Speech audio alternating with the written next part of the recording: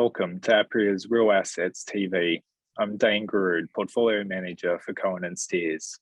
On behalf of the Asia Pacific Real Assets Association, I'm pleased to host a deeper dive to the social, or S, dimension of ESG.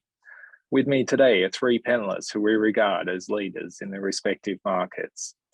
Sarah Clarke, Group General Manager, Sustainability at Mirvac, Eric Yao, Chief Strategy Officer at REIT, and Michael Holland, Chief Executive Officer at Embassy REIT.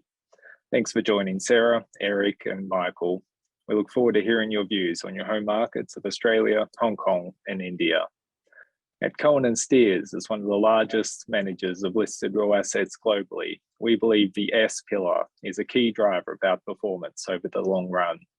More challenging times have shown just how important it is to proactively help communities, customers, employees, and other stakeholders. Conversely, the potential risks from not doing so have quickly come to the fore. And that's a good segue to my opening question for the panelists. Why do you think the S is important? Sarah, do you mind if we start with you? Thanks, Dean. I think in essence, the S factor is really about doing the right thing by people and showing that you can be trusted to do what you say you're going to do. And in business, that is about knowing who your key stakeholders are. So those stakeholders who are really instrumental in your success, and understanding what their expectations are of you and being able to forecast those expectations into the future as well, because when they expect something from us that we don't deliver, costs across the business go up. You know, we are less likely to be able to win projects. We are more likely to be able to be plagued by project delays. We're less likely to be able to attract customers to us, the right customers at the right time, and less likely to be able to attract the kinds of employees to us that we want, and to be able to engage and retain that talent into the business. And conversely, when we get it right, you know, costs go down. Trust is a real lubricant in business, and it does smooth the way. It means more yeses and faster yeses. And so what we're really looking to do is understand those expectations so we can have fewer surprises along the way and be able to share that with you, so you have fewer surprises about our organisation and business as well. Thanks, Sarah. And Eric? Thanks, Dane, and thanks to APREA for organising this. For Link, well, about 3/4 of our portfolio is actually in Hong Kong, so I take that as because that's a chunk and the bulk of our operations in business. And in Hong Kong, we are actually the largest retail landlord in town, so by area at least. So we are very much a part of the community. We have 130 community and regional shopping centers scattered across the city. And we claim we serve about 40% of the population in Hong Kong every day. So we are part of the community, there's no doubt about it. And given Hong Kong, the size of residences are tiny, so we consider ourselves also extension of their living rooms and dining rooms as well. So we can't help it. We are part of the social fabric in Hong Kong. So just by that alone, the S element is very important. And everything that Sarah said about earlier, about how that contribute to easier leasing and managing and expecting stakeholder expectations so that it would be a smoother run for the business, all makes sense. Thank you. And Michael? Yeah, so I think exactly the points that Sarah and Eric make about, I love that line, trust as a lubricant of business, building that trust with all stakeholders. But, for our business, we're as an office leasing business, we're B2B.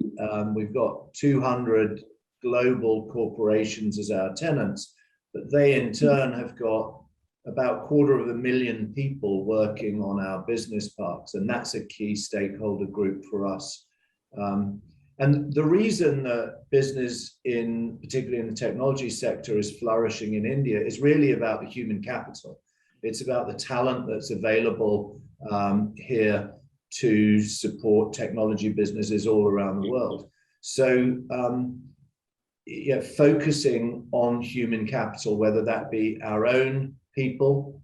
You know, for us, we've got a small team of 120 people managing the whole 35 million foot portfolio.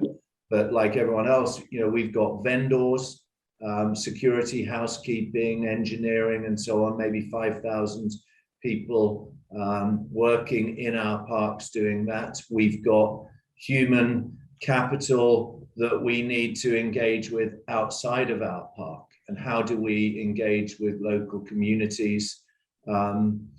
And somehow also linking back to what Eric mentioned about perhaps retail being an amenity in Hong Kong because of the small homes. You know, we've heard business leaders say that for their employees, the quote office is their home.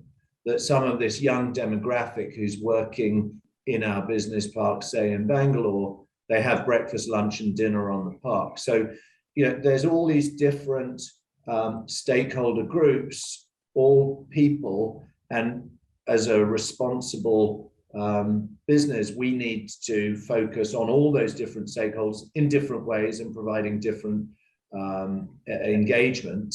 But without people, whether that be in my organization or as vendors to my organization, or indeed in my customers' organizations, frankly, we don't have a business without those. So it's good business to focus on that, and also clearly it's the right thing to do, as Sarah indicated. So you think about your day-to-day business and supply chains, which groups would you identify as most vulnerable, and how do you manage those vulnerabilities? And Michael, maybe we stick with you in reverse order. Actually, when I had a chat with one of my members in the team and asked them what did they think were the most vulnerable people within our business, you know, they spoke about issues around construction labor and child labor and so on.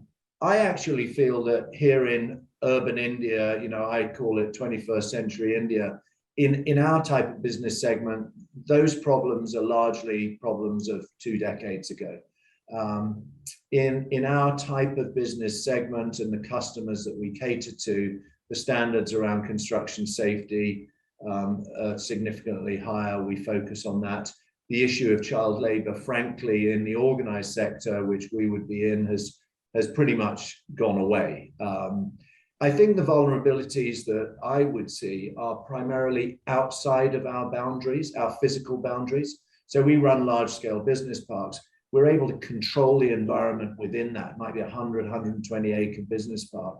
So the people who are most vulnerable in our stakeholder group are actually the people who are outside the fence. So one issue that we're working on at the moment relates to water and waste and flooding, which happens as a result of blocked, they call them nullas here, you might call it streams, land drains. They get blocked because in the urban community, people are using that for construction waste or garbage or untreated sewage and so on and so forth.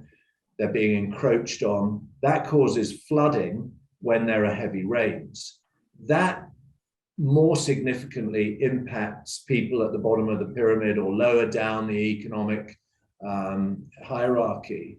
And so we're working with communities upstream and downstream of our business parks to see how we can address that overall situation. So the vulnerabilities for us, we're privileged.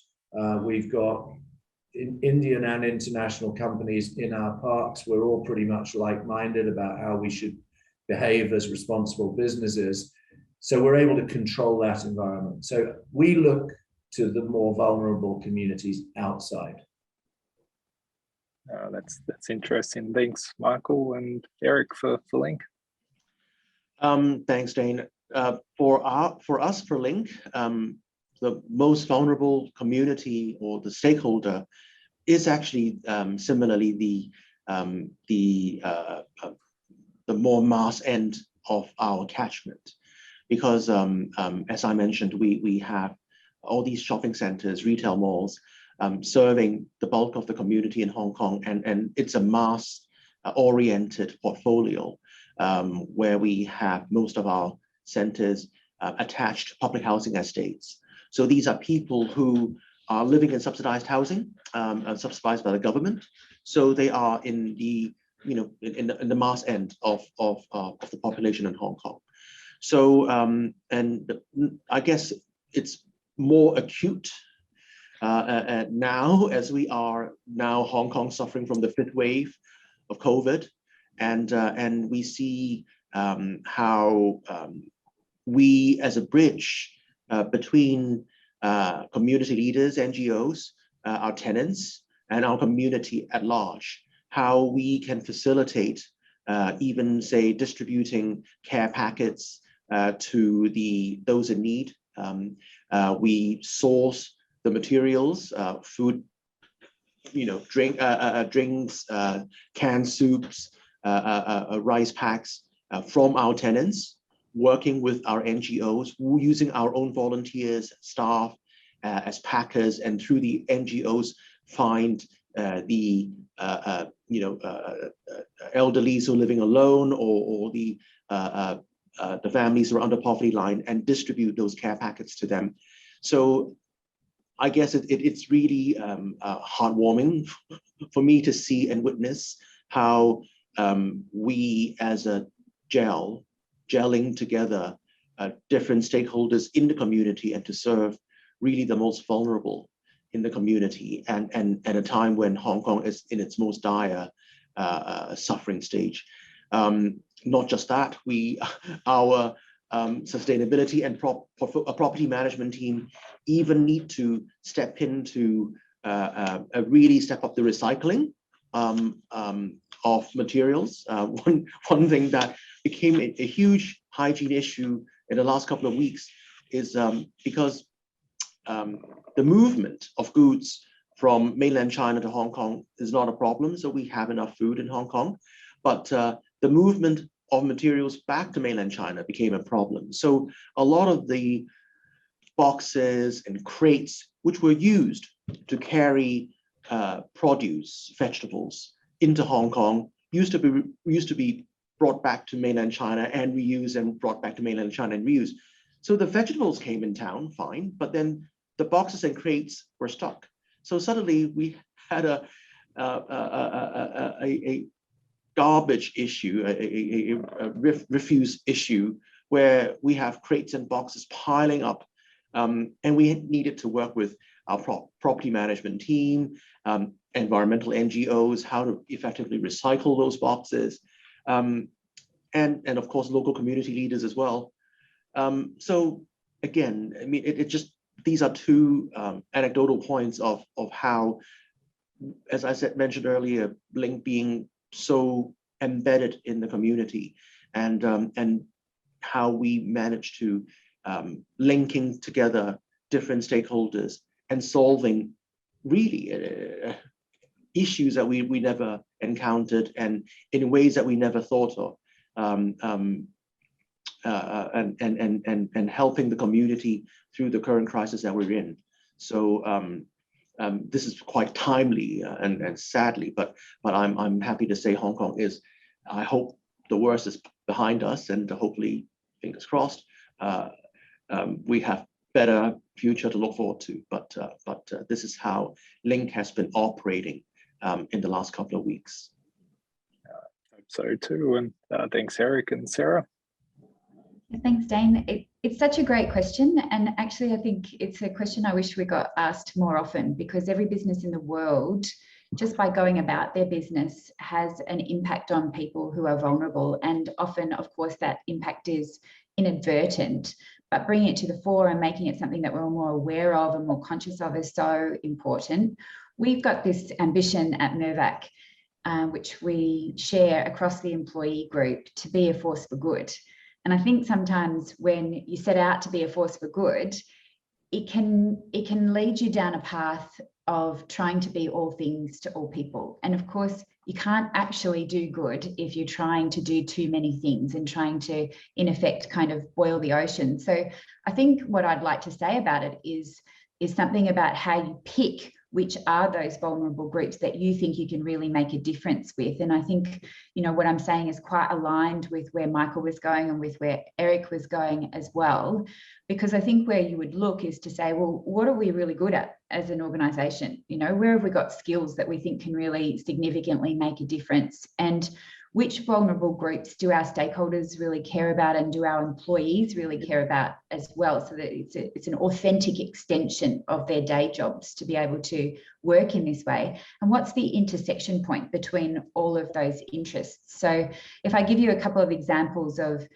groups that we focus on at Mirvac, one is First Nations Australians. You know, traditional owners of our country have got this rich and ancient set of cultural traditions, and one of their key interests there is this deep and spiritual connection to country.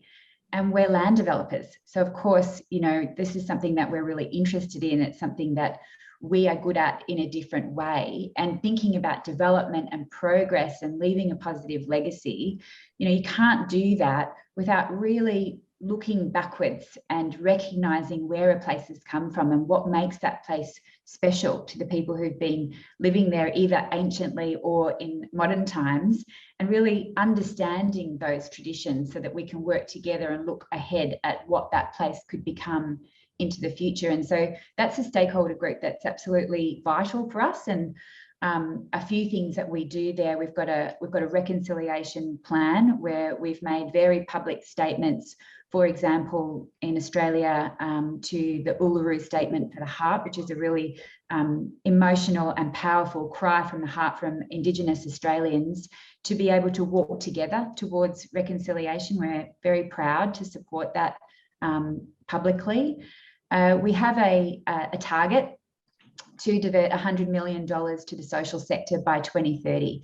And a big part of that target is using our buying power to do as much good as we can. So that means buying from social enterprises, from Indigenous businesses, from B Corps, from charities. And actually, you know, we know that when we buy in that way, we can make a really big difference to Indigenous suppliers, but not just to them, because an Indigenous business is 100 times more likely to employ an Indigenous person than a non-Indigenous business. And so, you know, buying from an Indigenous business is really making that buying power go as far as possible.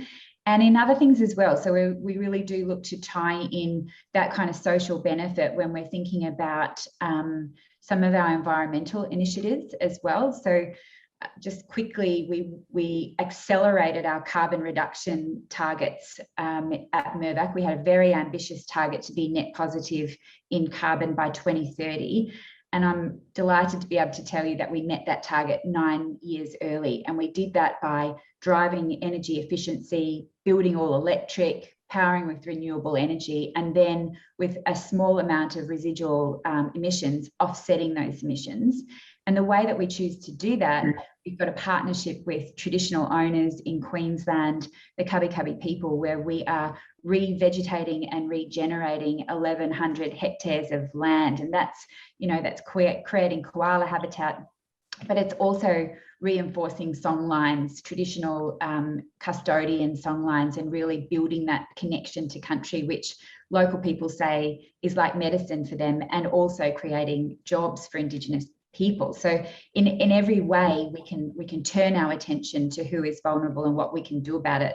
Of course, as a property company, we think about affordability and the fact that we are not selling cheap products, and we look at a whole range of product differentiation at Mirvac, which is really pursuing that goal. So in our new asset class in built to rent, one of our projects in Queensland, 25% of that project has been set aside for affordable apartments, and 10% of our whole built to rent pipeline is set aside in that way. And we're really prioritising key workers who have and are still making our cities, you know, tick and survive during what's been a really harrowing couple of years.